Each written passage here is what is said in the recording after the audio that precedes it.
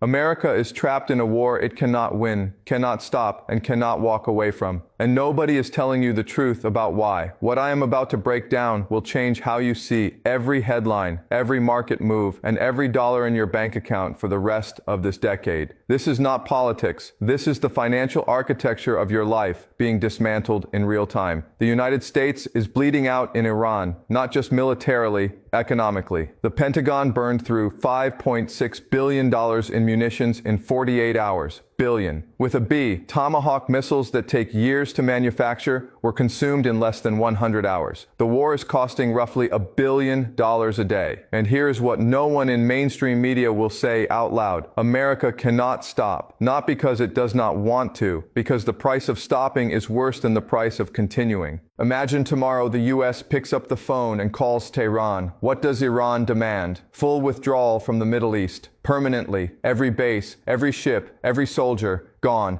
And reparations in the hundreds of billions. Now most people hear that and think, so what, let them leave. But if you understand how money actually works, you know that withdrawal is not a military decision. It is an economic death sentence. Here is why. The entire American economy runs on something called the petrodollar. Saudi Arabia, UAE, Qatar, Kuwait, they sell their oil in US dollars. Every country on earth that needs energy has to hold dollars to buy it. That creates permanent global demand for the U.S. currency. Then, those Gulf states take their oil profits and pour them back into American treasury bonds, American markets, American debt. That recycling mechanism is the only reason the United States can function with nearly $40 trillion in debt. It is the life support machine of the American economy. Now, the moment America leaves the Middle East, that protection over the Gulf states vanishes. The only regional power left standing is Iran. The Gulf nations have no choice. They fall under Iranian influence.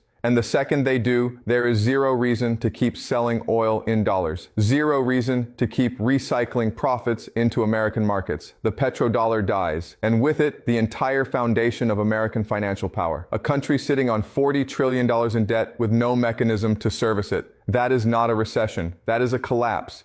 But it gets worse. Japan and South Korea are watching this war in real time. They are watching America struggle against a mid-tier regional power and asking themselves a devastating question. If America cannot handle Iran, can it really protect us from China? From North Korea? The answer they are arriving at is no. So they remilitarize. They stop buying American weapons. They stop funding American military infrastructure. Another pillar of the U.S. economy crumbles. Europe draws the same conclusion. If America is retreating from the Middle East, why are we still fighting America's proxy war in Ukraine at catastrophic cost to ourselves? Europe makes peace with Russia. NATO fractures. The 80-year Western alliance system begins to disintegrate. Add it all up. Petrodollar gone. Asian allies pulling away. European alliance fractured. Global demand for the U.S. dollar evaporates. Reserve currency status, the one thing holding the entire American financial system together, disappears. And $40 trillion in debt becomes unsurvivable. That is why America cannot leave. The cost of staying is enormous. The cost of leaving is extinction. So what about escalation? What about winning by force?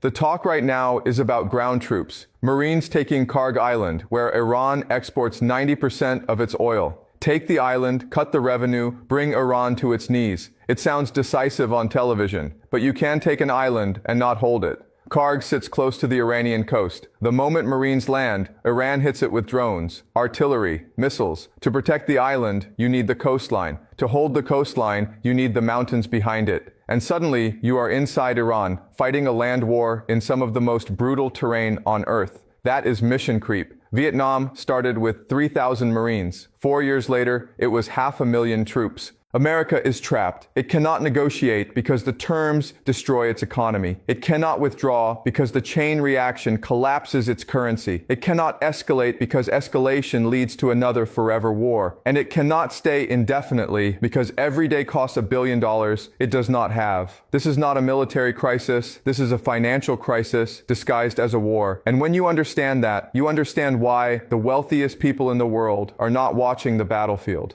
They are repositioning their money. If you are ready to stop scrolling and start learning the knowledge that actually builds wealth, comment library below. And if you want the complete reading list and strategy that wealthy families use to educate their children about money, everything you need is waiting for you in the link in our profile.